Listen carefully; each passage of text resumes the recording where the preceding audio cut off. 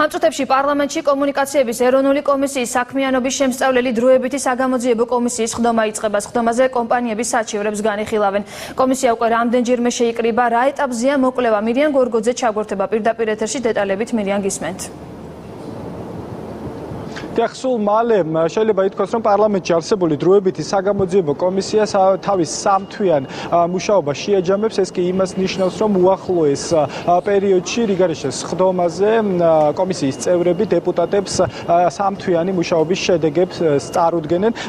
კომუნიკაციების ეროვნული კომისიის საქმიანობას პარლამენტში შექმნილი დროებითი საგამოძიებო კომისია სწორედ 3 თვის განმავლობაში სწავლობდა და საჭიროების შემთხვევაში შეიძლება ეს გახანგრძლივდეს ვადა კვლავ 3 თვით. აღსანიშნავია, რომ დროებითი საგამოძიებო კომისიის წევრები შეისწავლიან იმ საჩივრებს, რომლებიც კომუნიკაციების ეროვნული მარეგულირებელი კომისიის წინააღმდეგ გამოგზავნილი არის და შემოტანილია კომისიაში როგორც არასამთავრობოთა მხრიდან, ასევე სხვადასხვა ფიჭური კავშირგაბმულობის კომპანიების მხრიდან. კომისიის წევრები ამბობენ, რომ კომუნიკაციების მარეგულირებელი კომისიის საქმიანობაში იკვეთება ბევრი დარღვევა და ბრალდეულობა, თუმცა კომისიის წევრები ამ დრომდე ჯერჯერობით დეტალურად ბრალდებებზე არ საუბრობენ.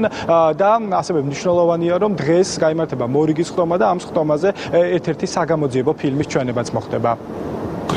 ჩვენ უახლოეს მომავალში წარუდგენთ პარლამენტში ვალედურ დასკვნას. თქვენ იცით, რომ ჩვენ გვქონდა სამთვიანი მანდატი, რომელიც იწურება ამ თვის ბოლოს. შესაბამისად, ჩვენ ვალდებულები ვართ, რომ პარლამენტის წინაშე წარუადგენთ ანგარიში და ამ ანგარიში წარუადგენთ უახლოეს ხდომაზე, უახლოეს ასესიო კვირაში და ამით გარკვეულწილად შემაჯამებელი ინფორმაციაც ექნება როგორც პარლამენტის საზოგადოებას.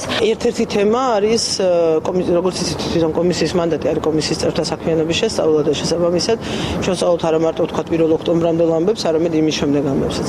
და ეხლა ამჟამად მიმდინარეობს რამოდენიმე ჩვენის აზრით საკმაოდ პრობლემური თემა არის ცოცხალი კომისიაში. ჩვენ ვფიქრობთ, რომ იმ გამოძიების საფუძველზე, რომელიც უკვე ჩავატარეთ, რომ გარკვეული მნიშვნელოვანი კანონდარღვევები გვესახეზეა დღეს და არა წარსულ საქმეებზე და ერთ-ერთ ასეთ ტელევიზიას, ტელეკომპანიას ეხება ეს ფილმი, რომელიც ჟურნალისტების ქარტია რომ არის იმათი გაკეთებულია, ძალიან საინტერესო არის და უბრალოდ ვიზუალიზაცია არის იმ პრობლემების, რომელიც არსებობს ამ კომპანიასთან მიმართებაში.